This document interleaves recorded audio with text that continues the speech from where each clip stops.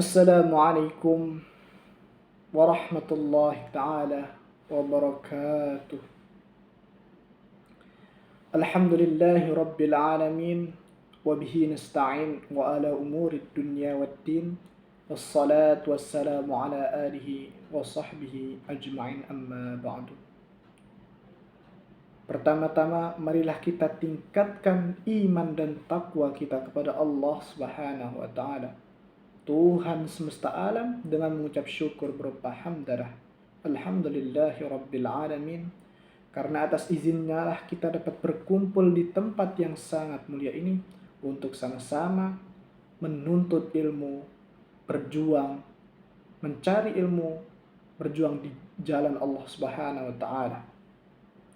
Salawat beriring salam semoga selalu tercurahkan kepada baginda Nabi kita, pemimpin kita, pemimpin umat sepanjang zaman dari zaman jahiliyah menuju zaman Islamiyah. Beliau adalah baginda Nabi besar Muhammad sallallahu alaihi wasallam. Beliaulah yang akan memberi syafaat di hari kiamat nanti bagi umatnya yang gemar bersalawat. Semoga kita semua mendapat syafaat beliau kelak di yaumul qiyamah. Amin Allahumma amin. Hadirin Bapak Ibu rahimakumullah. Insyaallah pada kesempatan kali ini saya akan membahas satu bahasan, yaitu berkaitan tentang hidayah. Bapak Ibu yang dirahmati oleh Allah Subhanahu wa ta'ala, apa itu hidayah?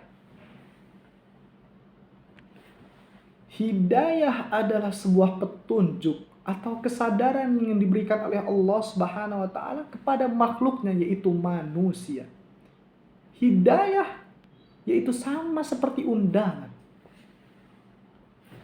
Kalau misalkan undangan pernikahan itu hanya diketik, dibuat, diedit, kemudian dikirim, selesai. Beda dengan hidayah.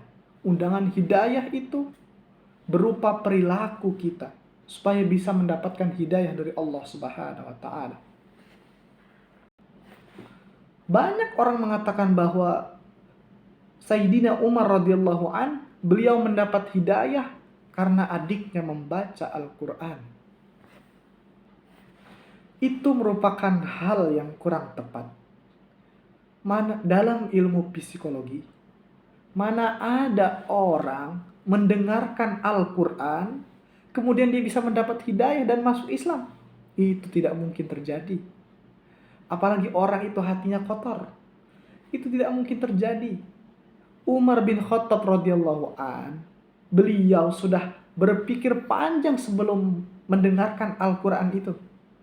Beliau berpikir, kenapa kok Nabi Muhammad itu bisa mengubah pola pikir orang-orang Quraisy? Kenapa kok saya bisa benci sama Muhammad? Jangan-jangan emang benar Nabi Muhammad itu utusan dari Allah Subhanahu wa ta'ala. Jangan-jangan emang Tuhannya Muhammad itu memang benar. Memang benar bawaan apa yang didakwahkan Nabi Muhammad, memang benar, semuanya benar. Umar bin Khattab berpikir seperti itu.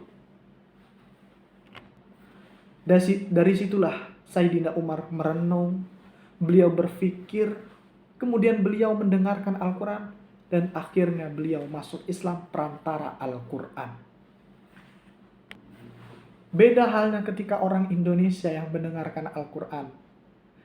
Kadang orang Indonesia mendengarkan Al-Quran itu hanya dengarnya saja, tapi tidak memahami apa arti dari ayatnya. Karena bacaannya orang itu bagus, maka dia bisa menangis. Nah itu kadang yang membuat orang Indonesia tidak mendapatkan hidayah. Karena mereka tidak paham apa itu artinya. Beda dengan Sayyidina Umar. Beliau mendengarkan serta memahami betapa dahsyatnya arti dari bacaan Al-Quran tersebut.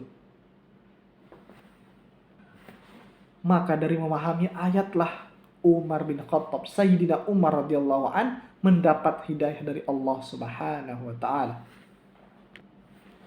Bapak Ibu yang dirahmati oleh Allah Subhanahu wa ta'ala, Allah Subhanahu wa ta'ala sudah menebarkan hidayah di muka bumi ini. Tetapi bagaimana kita bisa mendapatkannya? Kita harus jemput, kita harus ambil hidayah Allah Subhanahu wa ta'ala.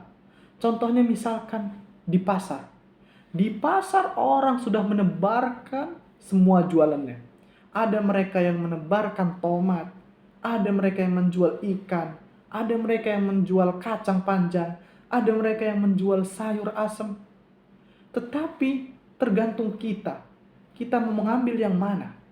Kalau misalkan hidayah itu berupa tomat, tetapi kita malah mengambil kacang panjang untuk memuaskan hawa nafsunya, maka kita tidak bisa mendapatkan hidayah tersebut. Bapak Ibu yang dirahmati Allah Subhanahu wa taala. Karena dari itu, tergantung kita bisa mengambil hidayah itu atau tidak sama sekali. Bapak Ibu yang dirahmati Allah Subhanahu wa taala. Ada kisah sahabat Ali radhiyallahu an tentang hidayah. Ketika ada musuh sedang terbaring dan ingin Sayyidina Ali penggal kepalanya mau dibunuh, tiba-tiba orang itu meludahi muka Sayyidina Ali radhiyallahu anhu. Kemudian, apakah Sayyidina Ali kesal dan membunuhnya? Tidak. Justru Sayyidina Ali melepaskannya.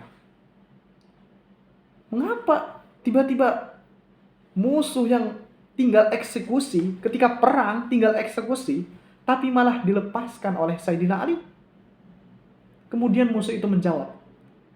Kemudian musuh itu bertanya, "Wahai Ali, mengapa engkau biarkan aku?" katanya. Kemudian Sayyidina Ali radhiyallahu anhu menjawab apa?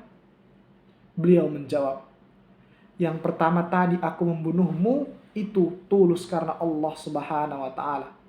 Namun ketika kamu meludahi wajahku, aku khawatir aku akan membunuhmu karena aku emosi. Maka aku tidak ingin hal itu terjadi. Maka aku melepaskanmu." Seketika itu, musuh itu bersyahadat, "Asyhadu an la ilaha illallah wa asyhadu anna Muhammadar Rasulullah." Pelajaran apa yang kita bisa ambil dari kisah ini? Pelajaran yang kita bisa ambil adalah bahwa hidayah itu datangnya dari Allah Subhanahu wa taala. Sebaik apapun, sekeras apapun teman atau ustadz atau manusia menasihati kita, tetapi Allah belum mendatangkan hidayah kepada dia, maka tidak akan sekalipun orang itu mendapat hidayah. Hidayah itu datang dari Allah dan kita harus menjemputnya. Itu hal yang paling penting dalam hidayah. Bapak Ibu yang dirahmati oleh Allah Subhanahu wa taala, mungkin hanya ini yang dapat saya sampaikan. Kurang dan lebihnya saya mohon maaf kepada Allah, saya mohon ampun. Saya akhiri, wassalamualaikum warahmatullahi taala wabarakatuh.